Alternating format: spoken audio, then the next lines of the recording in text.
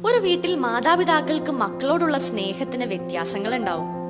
ചിലപ്പോൾ അമ്മയ്ക്ക് ഒരാളോടാകും കൂടുതൽ സ്നേഹം, അപ്പനാകട്ടെ മറ്റൊരാളോടാകും കൂടുതൽ സ്നേഹം. എന്നാൽ നമുക്ക് ഐസക് അങ്കിളുടെ വീട് വരെ ഒന്ന് പോവാം. ബൈബിൾ എടുത്ത് കിസ് ചെയ്ത് ഉൽപ്പത്തി പുസ്തകം 27-ാം അധ്യായം ഒന്ന് വായിച്ചു തുടങ്ങിക്കേ. ഐസക് അങ്കിളിന് പ്രായമായി വരുന്നത് കൊണ്ട് കാഴ്ചയൊക്കെ മങ്ങി. തന്റെ എക്സ്പയറി ഡേറ്റ് അടുക്കുകയാണെന്ന് തോന്നിയ ഐസക് അങ്കിൾ മൂത്ത മകൻ ഏസാവിനെ അനുഗ്രഹിക്കാൻ വിളിച്ചു. എന്നിട്ടൊരു ചലഞ്ച് കൊടുത്തു.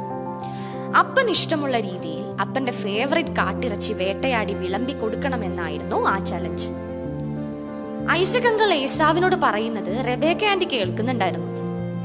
ഏസാവ് കാട്ടിറച്ചി തേടിപ്പോയ സമയത്ത് ഇളയവനെ കൂടുതൽ ഇഷ്ടമുള്ള അമ്മ അപ്പന്റെ അനുഗ്രഹങ്ങൾ യാക്കോബിന് കൊടുക്കാൻ അപ്പനെ പറ്റിക്കാൻ തീരുമാനിച്ചു.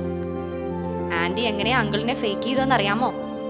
റെബേക്ക ആന്റി ഐസക് അങ്കിളിന് ഇഷ്ടപ്പെട്ട രീതിയിൽ കാട്ടിറച്ചിക്ക് പകരം ആട്ടിറച്ചി കുക്ക് ചെയ്ത് സെറ്റാക്കി.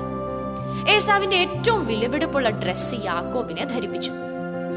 ഏസാവ് ശരീരമാകെ രോമമുള്ളവനായതുകൊണ്ട് ആട്ടിൻ തോൽ കൊണ്ട് യാക്കോബിന്റെ കൈകളും കഴുത്തിലെ മിനുസമുള്ള ഭാഗവും മൂടി.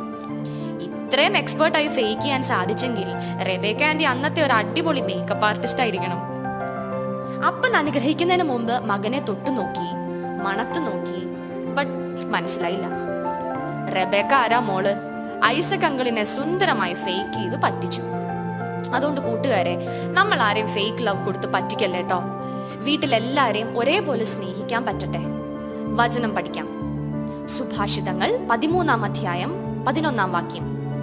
അനായാസമായി നേടിയ സമ്പത്ത് ക്ഷയിച്ചു പോകും, അല്പാൽപമായി കരുതി വെക്കുന്നവൻ അത് വർദ്ധിപ്പിച്ചുകൊണ്ടിരിക്കും.